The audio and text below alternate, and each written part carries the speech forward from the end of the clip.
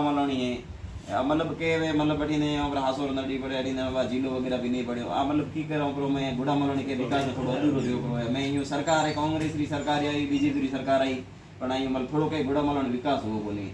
देखिए जिला बनाने की जब बात आई बिल्कुल तो सबसे पहले हमने गुड़ा मालानी के अंदर पोस्टर के माध्यम से पोस्ट कार्ड के अंदर पोस्ट भी लिखी और रक्त से हस्ताक्षर अभियान भी चलाया था गुड़ा मालानी बिल्कुल कि गुड़ा मालानी को जिला बनाओ।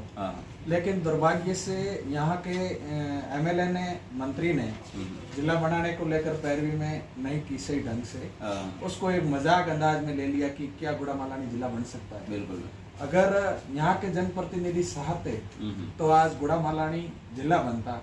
सांसौर सरसाओं के अंदर भी नहीं था फिर भी सांसौर जिला बन गया। अगर गुड़ा मालानी की यहाँ की थोड़ी ढंग से पैरवी होती तो जरूर अशोक गहलोत गुड़ा मालानी को भी जिला बना लाता, क्योंकि ये किसी भी हद तक गहलोत अभी जा रहे हैं कि क्योंकि इनको सरकार रिपीट करने का ये सपना लेकर घूम रहे हैं। एक राजस्थान ही इनके हाथ में बचा है और ये दोबारा राजस्थान पे कब्जा करना चाहते थे। लेकिन गुड़ा मालानी की पैरवी सही ढंग से होती तो जरूर गुड़ा मालानी जिला बनता और हमने खूब प्रयास किया गुड़ा मालानी जिला बनाओ, संघर्ष समिति भी बनाई, धरना प्रदर्शन आंदोलन वगैरह भी किए, लेकिन हमारे हाथ में कुछ नहीं। हमारे जो राजस्थान सरकार रही महंगे का मतलब शिविर चले रहा है कह रहे लोगों लोगों लाभ मिले रही है मतलब में आपने की कहते लगे रही मतलब लाभ मिले रही हो कि आप तो ग्रामीण क्षेत्र में रहो। देखिए ये पूरी तरह से चुनावी जुमला है, चुनावी लॉलीपॉप है।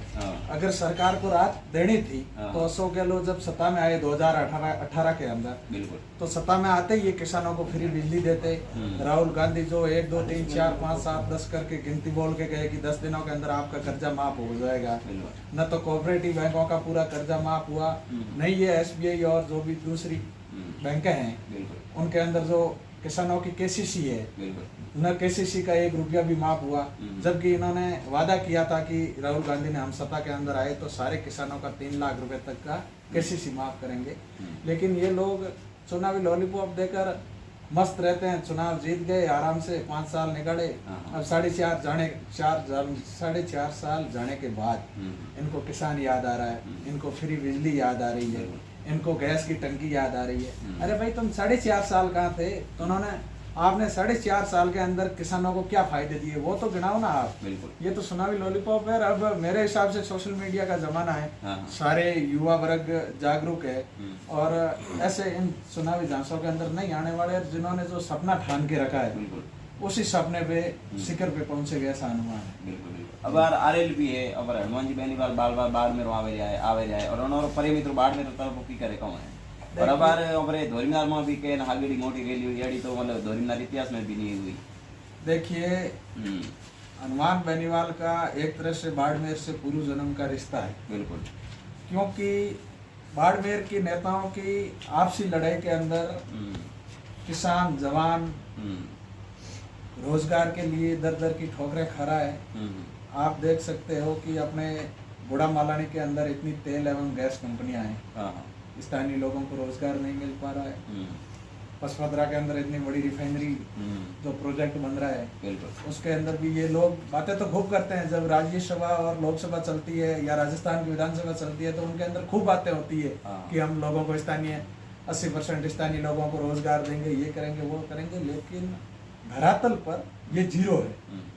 इसलिए हनुमान बेनीवाल ने पूरे राजस्थान के अंदर बाड़मेर सहित एक पीड़ा को समझा कि भाई असली किसान का बेटा सत्ता के शिखर पे पहुंचे और जो ये किसान और जवान आज आजादी के 75 साल बाद भी रोजगार के लिए दर दर की ठोकरें खा रहे हैं। किसान बिजली के लिए दर दर की ठोकरें खा रहे हैं, पानी के लिए दर दर की ठोकरें खा रहे हैं। सारे कार्यालयों के अंदर भारी भ्रष्टाचार है। आम जवान किसान को कोई जवाब नहीं देता। थाने कोर्ट कचहरी के अंदर धनासेठों की चलती है, राजस्व विभाग के अंदर धनासेठों की चलती है, बिजली विभाग के अंदर धनासेठों की चलती है। किसान आम जवान गरीब की कहीं कोई सुनवाई नहीं होती है। तो उसको ध्यान में रखते हुए हनुमान बेनीवाल ने पूरे राजस्थान के अंदर एक बीड़ा उठाया।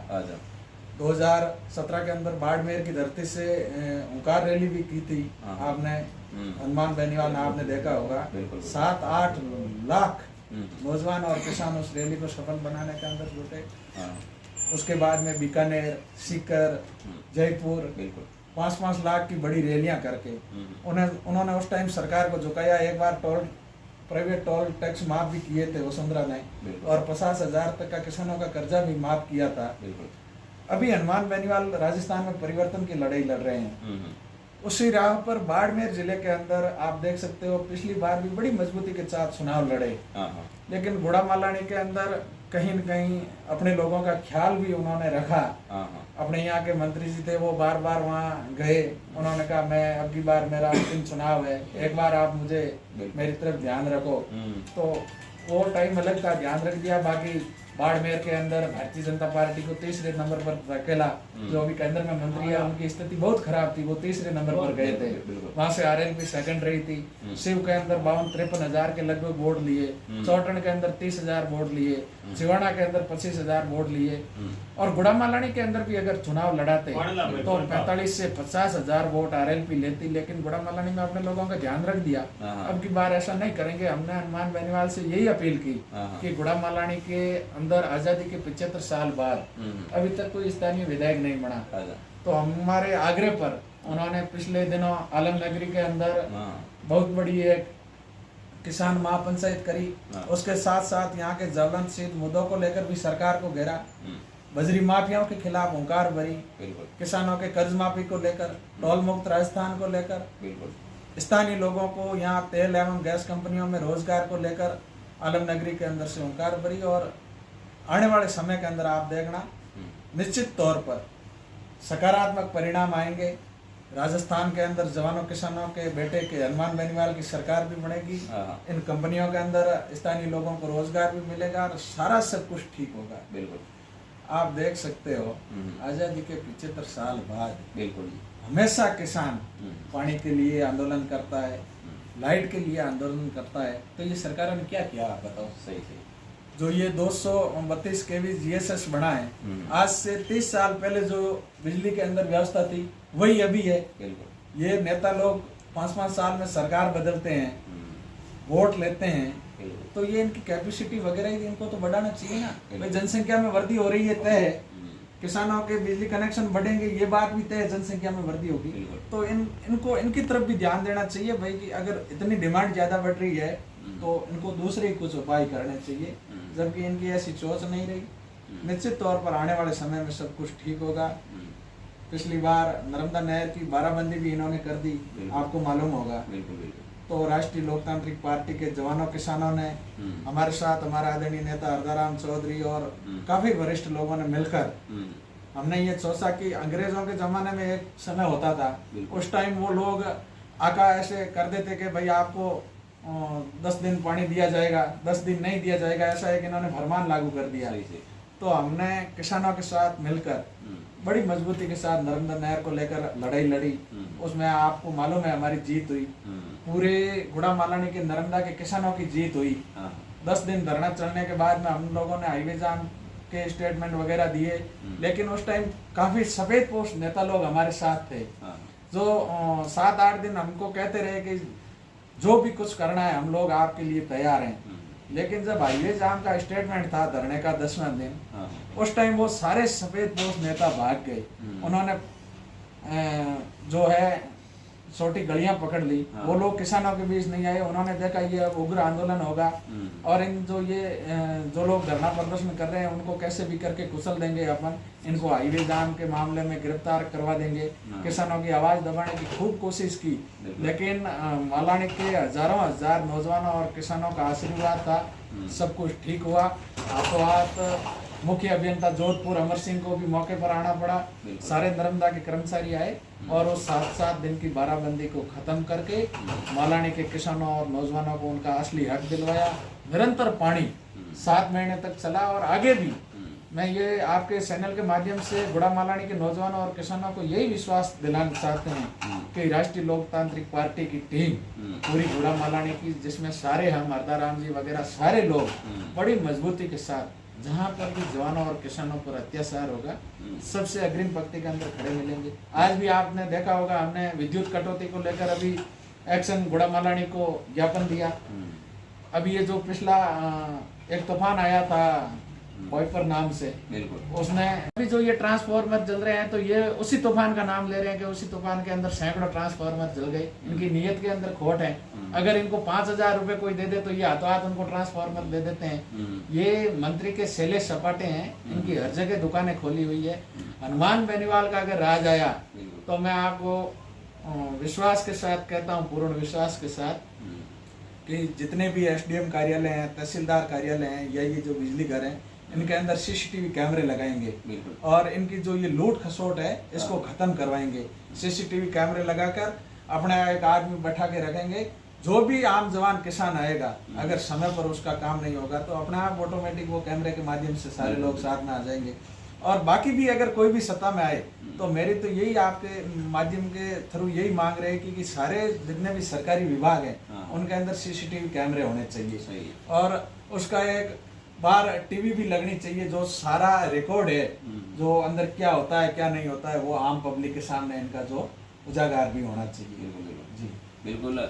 ए मिलिया ताजाराम जी और आप डिजिटल युग जड़ी बात राखी कि भाई एडो आपरे जी बिल्कुल कम है, तब आरएलपी ने की करवा गांव तरफ की भरपूर समर्थन मिले जो। देखिए इसका अंदाजा आप 24 जून को आलम नगरी धोरिमना के अंदर हनुमान बेनीवाल की एक किसान महापंचायत थी, उसमें आपने अंदाजा लगाया होगा कांग्रेस और भारतीय जनता पार्टी के अंदर किस तरह से लोग लुभावने वादे किए जाते हैं। वहाँ उनके हलवे सने की व्यवस्था की जाती है, गाड़ियों की व्यवस्था की जाती है। जितने भी सरकारी कर्मचारी नरेगा के अंदर काम करने वाली लेबर को, आंगनवाड़ी बहनों को किस तरह से टॉर्चर करके सभाओं में वहाँ लाया जाता है और वहाँ कुर्सियों की बैठने की व्यवस्था करते हैं, वो भी भरपाई नहीं होती। लेकिन आलम नगरी के अंदर पूरे बाड़मेर के और विशेषकर गुड़ा मालानी के नौजवानों और किसानों ने मिलकर एक बड़ा महारेला आलम नगरी के अंदर किया। लाखों लाख नौजवान और किसान डटे, वही परिवर्तन का संकेत है। इतनी बड़ी संख्या के अंदर आलम नगरी के अंदर जवानों और किसानों ने पधार कर परिवर्तन का संकेत दे दिया है। अब बड़ी मजबूती के साथ राष्ट्रीय लोकतांत्रिक पार्टी गुड़ा मालानी सहित पूरे बाड़मेर के अंदर मजबूती के साथ 7 विधानसभा सीटों पर चुनाव लड़ेगी और हमें पूरा विश्वास है कि मालानी सहित पूरे बाड़मेर जिले का नौजवान और किसान अब की बार भगत सिंह की भूमिका के अंदर चलते हुए इस कांग्रेस और भारतीय जनता पार्टी के मिलाजुली के खेल को खत्म करेगा और निश्चित तौर पर किसान के बेटे हनुमान बेनीवाल की सरकार बनाने के अंदर अब की बार बाड़मेर जिला अहम भूमिका निभाएगा। जी, और इसके साथ साथ मैं आपको बताना चाहूँगा कि अभी अपना एक मुख्य मुद्दा है बीमा क्लेम। आपको पता होगा पिछली बार भी अपना 2018 का 2021 का खरीफ का रबी का बीमा अटका हुआ था, तो राष्ट्रीय लोकतांत्रिक पार्टी ने और किसान संघ ने मिलकर गुड़ा मालानी के अंदर 5 दिन तक बहुत बड़ा धरना प्रदर्शन किया। अपने यहाँ के केंद्रीय मंत्री बार बार यही बयान देते रहे कि 7 दिनों के बाद आपको बीमा मिलेगा, होली के बाद आपका बीमा आने वाला है, दीपावली के बाद आपका बीमा आने वाला है। लेकिन किसानों ने यहाँ बहुत बड़ा प्रदर्शन किया, गुड़ा मालानी बाजार में से बहुत बड़ी ट्रैक्टरों की रैली निकाली। उसके बाद में ये सरकार जागी और उनको मालूम चला कि अभी ये बाड़मेर गुड़ा मालानी से जो ये चिंगारी निकली है ये कहीं पूरे राजस्थान के अंदर आग नहीं पकड़ ले, तो उन्होंने तुरंत 7 दिनों के अंदर किसानों के खातों के अंदर बीमा क्लेम डाल दिया। और अभी भी रबी 2022 का बीमा जो बेमौसम बारिश, अतिवृष्टि, ओलावृष्टि से जो फसलें खराब हुई है उसी को लेकर हम लड़ाई लड़ रहे हैं। इसकी शुरुआत हमने धोरिमना से कर दी। आज से 5-7 दिन पहले हमने धोरिमना उपखंड मुख्यालय का घेराव करके एसडीएम को बीमा क्लेम को लेकर ज्ञापन दिया।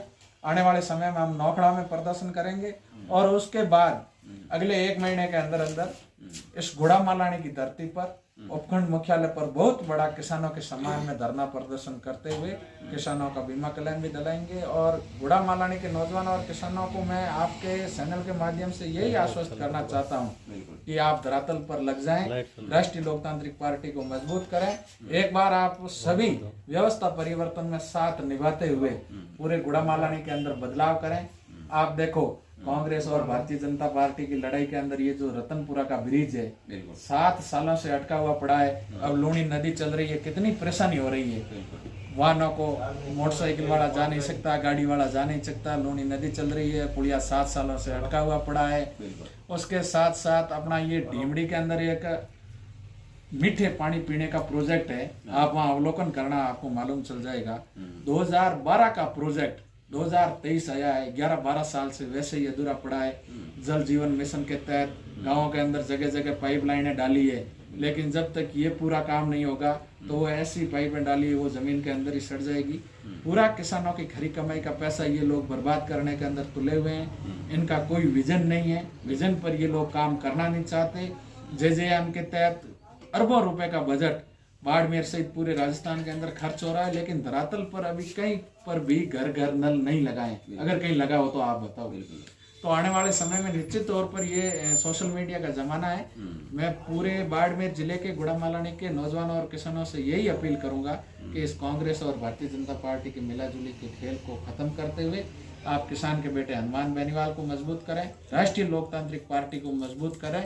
निश्चित तौर पर बाड़मेर जिले के अंदर जितनी भी तेल एवं गैस कंपनियां हैं, इसके अंदर आपको हम लोग 80% स्थानीय लोगों को रोजगार भी दिलवाएंगे। आपका नहर नर्मदा की जो ये पानी की जितनी भी प्रोजेक्ट हैं उनको भी सुचारू रूप से चालू करवाएंगे और नियमित पानी भी आपको दिलवाएंगे, बिजली भी दिलवाएंगे। यही राष्ट्रीय लोकतांत्रिक पार्टी का विजन है और इसी एजेंडे पर हम किसानों के बीच जाएंगे। बिल्कुल जी।